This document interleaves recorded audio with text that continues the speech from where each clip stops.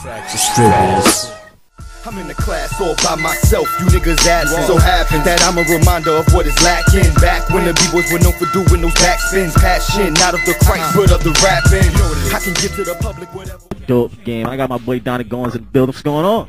You know, same old hustle and grind, you know? Hey, listen, man, listen. We doing the same thing, man. Crack Distributors. You already know how it goes down, man. But I've been hearing a lot. I've been hearing, seeing, listening a lot to your name, man. What's going on, man? You got a lot of projects out right now. Let us know about those, man. Right now, the latest project I did this out was a non-fiction EP. Yeah. It's something I did with Hip Hop DX, and basically what it was a collaborative effort with up-and-coming producers that frequent the site. So, you know, a lot of producers, they submitted beats and all that. And basically what I thought was dope, I recorded to them, made an EP. You know what I'm saying? That was basically no doubt, that. Man, I feel you. So I've been hearing actually a lot about your grind, a lot more than you showing off. Now, I'll be honest, your grind a lot more than your actual shining, marketing yourself and your music and things like that. It's your journey. That's really, I think, is unique, man. So let us know about you grinding from where you started from and to where you're trying to be, man.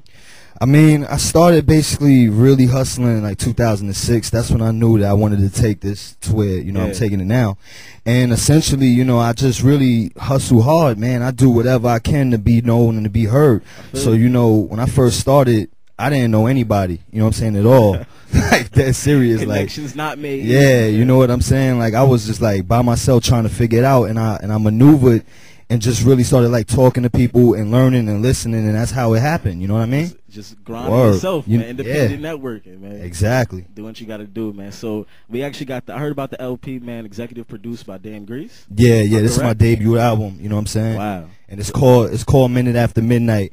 Basically, what the name of the route is from, actually, the Cinderella story, which might sound like crazy to some people, but essentially it came to me when I was thinking about it.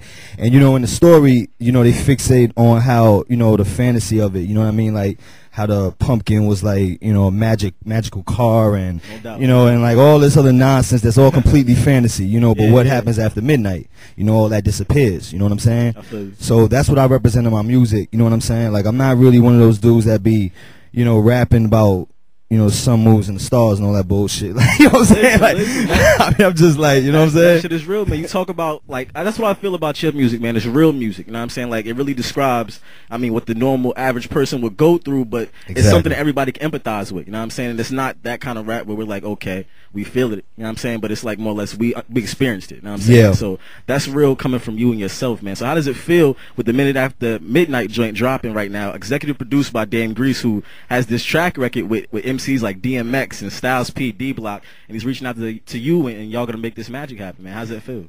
Yeah, I mean, honestly, I was humbled, you know what I'm saying? Like, I was very humbled by that, you know. And Grease, he's a real good dude, you know what I mean? A lot of people, sometimes, from what I can tell, end up being intimidated by him because, you know, they know of his track record and they think, like, he's this old, you know, wild dude, like, you know what I'm saying? But he's really a cool dude, down to earth. Wild dude, but yeah, he's definitely, you know what I mean?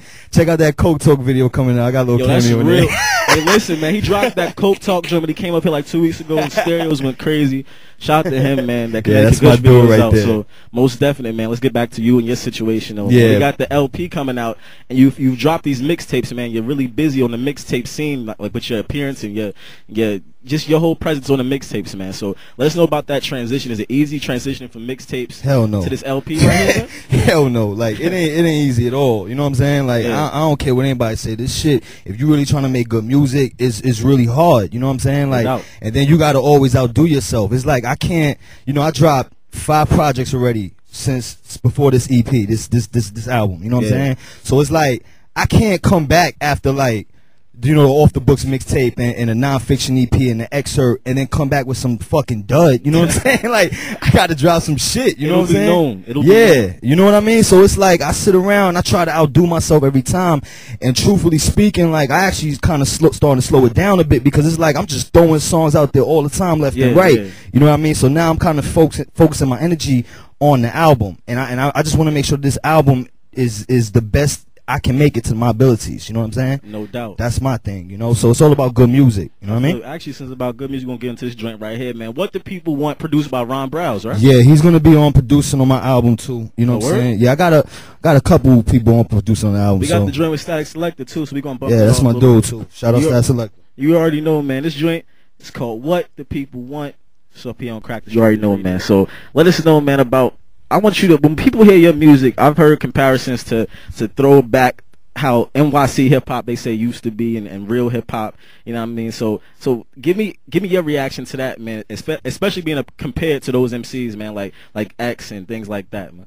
First off, that's what I'm aiming for, and you know, like basically though, the whole thing is that I try to talk on things, you know. I try to rap where I'm from. I rap what I know, you know what I'm saying? And all I really know is New York, you know what I'm saying? Really? So when you hear those things, you know what I mean? Like if people compare me to whoever, that's what I grew up on. You know what I'm saying? That's what's right. in my system. So, you know, it is what it is.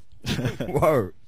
I'm in the class all by myself, you niggas asking. So happen that I'm a reminder of what is lacking. Back when the B-boys were known for doing those backspins. Passion, not of the Christ, but of the rapping.